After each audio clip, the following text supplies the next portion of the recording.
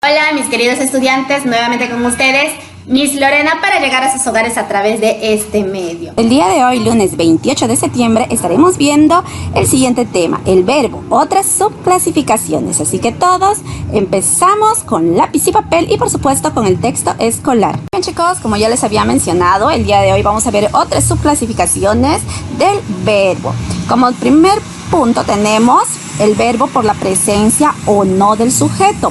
Estos se dividen de la siguiente manera, en verbo personal o en verbo impersonal, que está en la parte posterior, que lo vamos a ir viendo luego. Pero ¿qué cosa nos dice acerca del verbo personal? Nos dice que el verbo personal es aquel que posee sujeto. Por lo tanto, puede ser reconocido de manera expresa o tácita. ¿Qué quiere decir o qué significa tácita? Tácita quiere decir que se sobreentiende que el sujeto está allí. Como lo podemos relacionar en el siguiente ejemplo. Menciona lo siguiente: Shakira adora el canto y la danza. En este primer ejemplo o en esta primera oración nosotros podemos observar que el sujeto está de manera expresa. ¿Cuál es el sujeto? Shakira. ¿Cuál es el verbo personal? Adora. Vuelvo a recalcar, el verbo personal es aquel que posee sujeto. Y lo podemos reconocer en este caso de manera tácita. Aquí está el sujeto. Por lo tanto, se le dice verbo personal. En el siguiente ejemplo tenemos: dedicó su tiempo a largas sesiones de acrobacia y contorsiones. En ese segundo ejemplo también tenemos un verbo personal, pero el sujeto está de manera tácita. ¿Por qué de manera tácita? Porque no lo encontramos junto a la oración, sin embargo ya se sobreentiende que se trata de una persona. Y por supuesto ya lo estábamos mencionando anteriormente, ¿correcto? Estamos viendo o hablando acerca de Shakira, ahí está. Por eso se le conoce con el nombre de verbo personal. Vamos a ir conociendo un poquito más respecto a ese tema si bajamos a la siguiente página con los verbos impersonales. ¿Qué cosas son los verbos impersonales? Es aquel que no posee sujeto o el mismo no está definido en la oración. Todas las oraciones que no poseen sujetos son en consecuencia oraciones unimembres.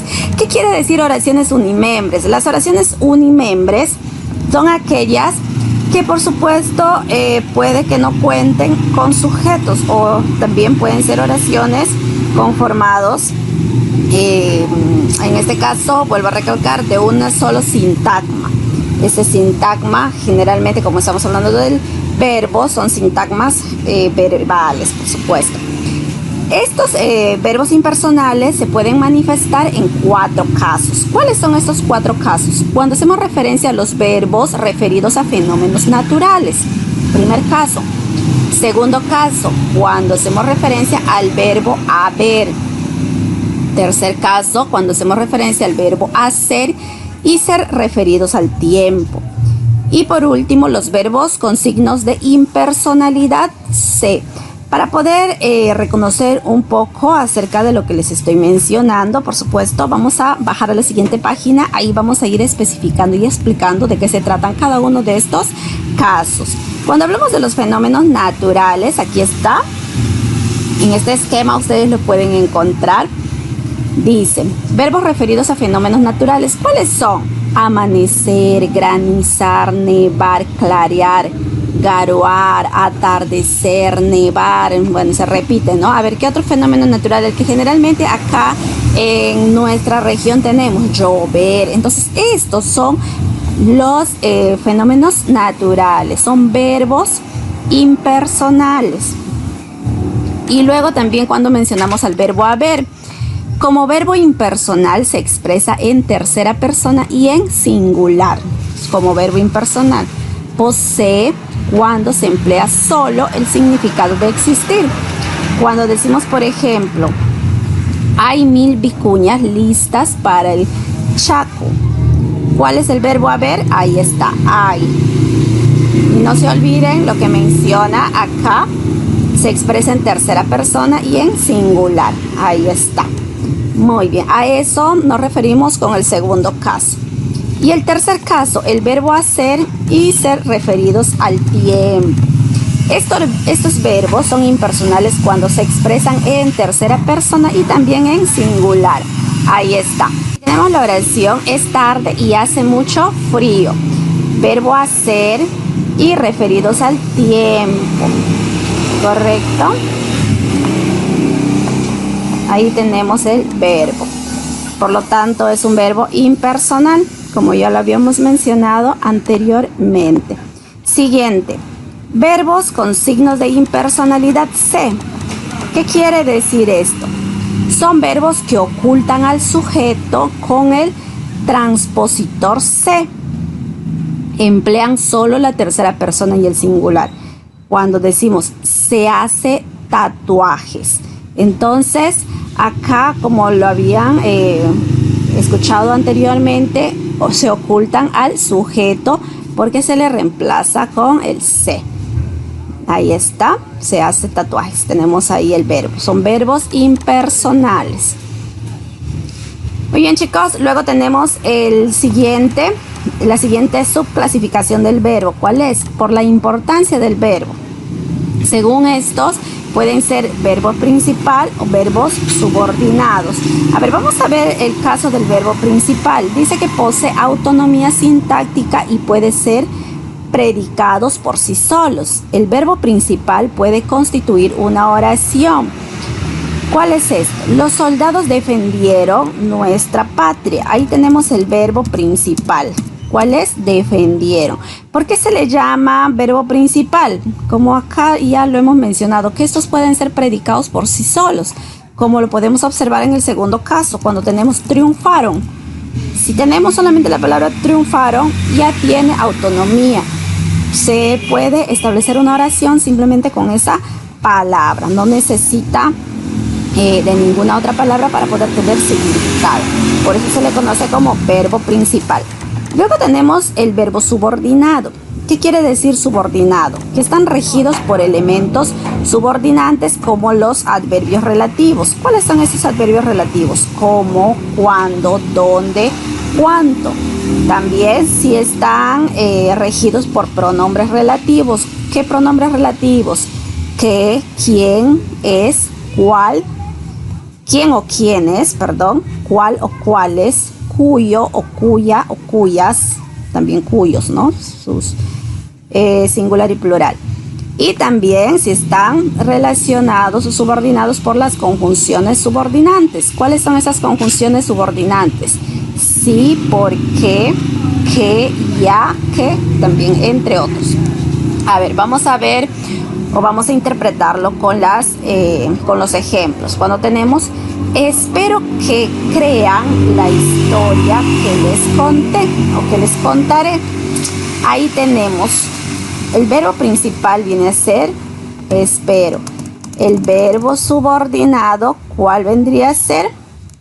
Tenemos ahí que crean. ¿Por qué? Es un verbo subordinado porque precisamente tiene el elemento subordinante que. ¿Y qué es que? Un pronombre relativo. Espero que crean la historia que les contaré. Acá tenemos otro verbo subordinante. Contaré. ¿Por qué? Porque acá estamos precisamente, tenemos el subordinante, pronombre relativo que. ¿Se dan cuenta? Tenemos un verbo principal que no necesita de otra palabra. O en el siguiente ejemplo, te dará cuanto quieras. El verbo principal, dará, y el verbo subordinante, quieras, porque acá tenemos nuestro acompañante o nuestro subordinante, el verbo subordinado, perdón. Muy bien, chicos, ahora sí, para poder demostrar lo que hemos aprendido, vamos a trabajar los respectivos ejercicios. Bueno, esto ya quedó como trabajo para ustedes. Supongo que ya lo han culminado. Por supuesto, ya estaré mandando la revisión. Así que vamos a desarrollar el siguiente ejercicio. No lo vamos a enfocar todo, simplemente lo que hemos visto el día de hoy.